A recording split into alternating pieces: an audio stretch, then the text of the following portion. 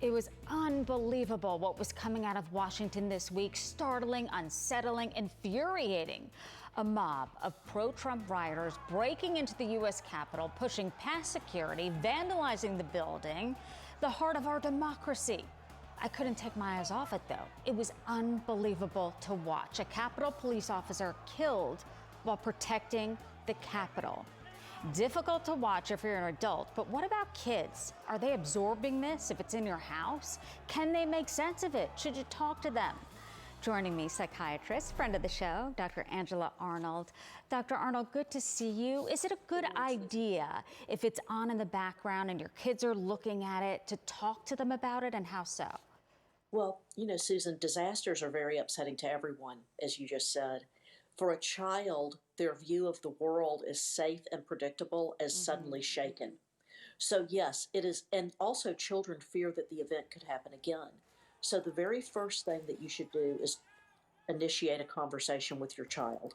See what your child is thinking, if they've heard about it, if they've watched it on TV.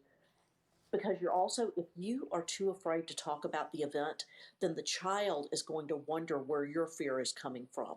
So it's very important initially to initiate a conversation with your child. I did that during carpool. I said to my daughter, who's in 5th grade, have you seen what happened at the Capitol? And how did you feel about it? And went from there. But it's based on age. And parents also have to take note of how it's affecting them too, right? Yes, and did you know, Susan, that children as young as 4 to 5 years old will benefit from talking about this? It's amazing. So don't be afraid to talk to your child. And then you want to reassure them. I also believe that in reassuring your child, you're helping to reassure yourself. Okay? One of the ways that you can reassure your children is to let them know that there are actually people out there that are protecting us when things like this happen, so that they don't see only the bad and only the trauma of this. Then you want to listen to your child. You want to listen. Don't say, "Oh no, you shouldn't feel that way." Be quiet. Right. Be quiet and listen to them and hear where they are coming from. You will learn so much from them if you do this. Also, encourage them to share their feelings. Okay? Yeah, to Now, talk about it. yes, always encourage them to share their feelings. Keep an eye on what they're doing. Let them try not to let them see your fear. It's very important that your children see that you are strong through this, and they don't see your fear, that you are there to keep them safe and protect them, and that their family is going to be okay.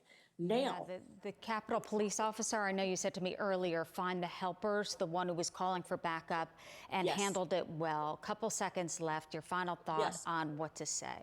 Well, Susan, if you find that your child is still having nightmares, if they can't sleep, if they're having stomach problems, if they're more irritable than they should be, if that's still going on for 3 months, it's time to seek some professional help.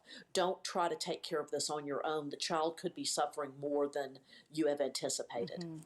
Dr. Angela Arnold, a pleasure as always. Thank you for your Thank you, Susan. expertise. Thank you.